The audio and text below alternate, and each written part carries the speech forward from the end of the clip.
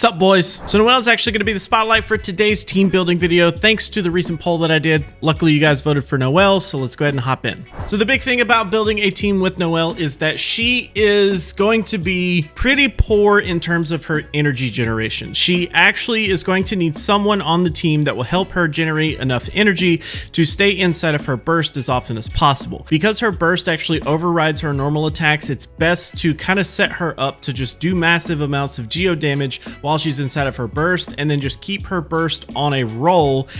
Basically, as soon as you pop out of it, you want to pop right back into it and stuff like that. So the first slot on the team that I would highly recommend that you consider is a battery character. Now, I personally really like Traveler for this, but there are several options that you could go with. You could go with Ningguang or Zhongli, but there's just something about the Traveler that I really enjoy. Now, because you do actually get a full C6 of your Traveler for completely free, and the fact that Starfell Sword actually allows you to create up to 3 different constructs relatively easy, they generate tons of energy for you. Now, if you do end up having Ningguang at a decent constellation level at C2, she can actually generate a ton of energy as well, because you can basically have her Jade Screen break and then you can kind of use it to generate more energy and stuff. Zhongli is kind of the more risky option for a battery, but he does have a lot of good that comes from him, but energy generation isn't necessarily his strong suit, so he pays off in other ways rather than energy, but just kind of depends on your play style. For my Traveler, just to help get extra energy on them as well, I do have them set up with a Favonius sword, and they are rocking the full 4-piece of the Noblest just for this team, because when they go into their burst as well, it actually increases our crit rate by 10% while we're inside a little circle for that ult as well, so it actually helps out a little bit with extra crit rate. Then beyond your battery, you kind of have several different options that you could really go with. I personally chose to go with a kind of like a Shattered comp, is kind of like the direction that it's ultimately going. But essentially it combines using Xingqiu and a cryo character. Now, for the bulk of the video, I did get footage of using Kaya just because Kaya is a lot more accessible to everyone, but I definitely think that Ganyu would be my preferred choice in this slot. And you don't really have to build Ganyu to be like a super high DPS, and she also is not being used optimally. Like, maybe if you don't have Ganyu built up yet and you just want to use her for her freezing capabilities, she would be decent in this position until you get her built with better artifacts and weapons and wada. Essentially, you just need someone to be able to apply cryo during the ult for Xingqiu, and then after that you should be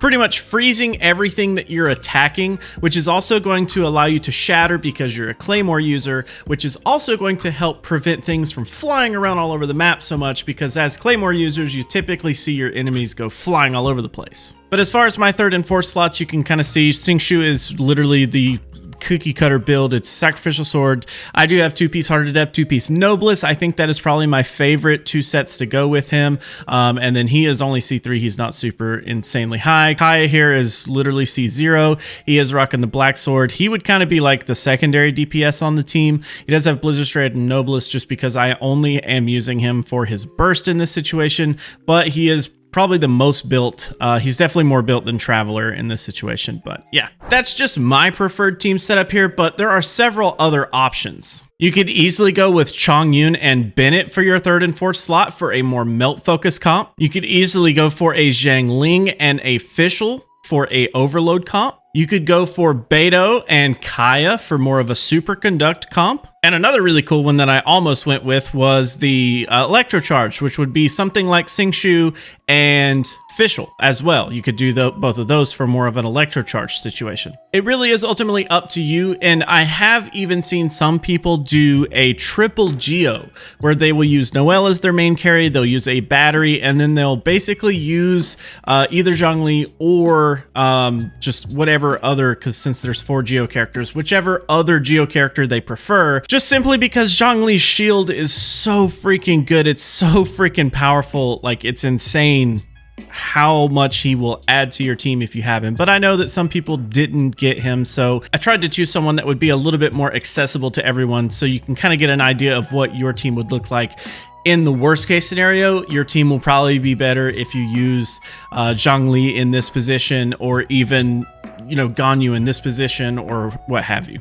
So that's pretty much the gist of building a team around DPS focused Noelle. Now, like I kind of alluded to earlier, at C6, her DPS does kind of open up immensely just because at C6 it converts half of her defense into her attack.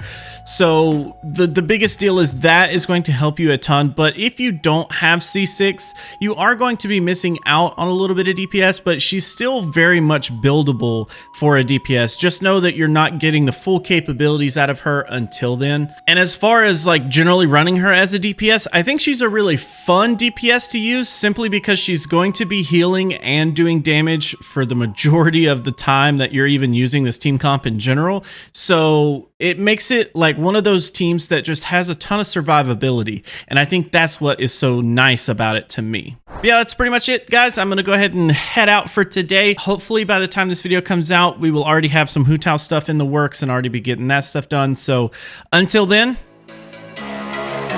see ya.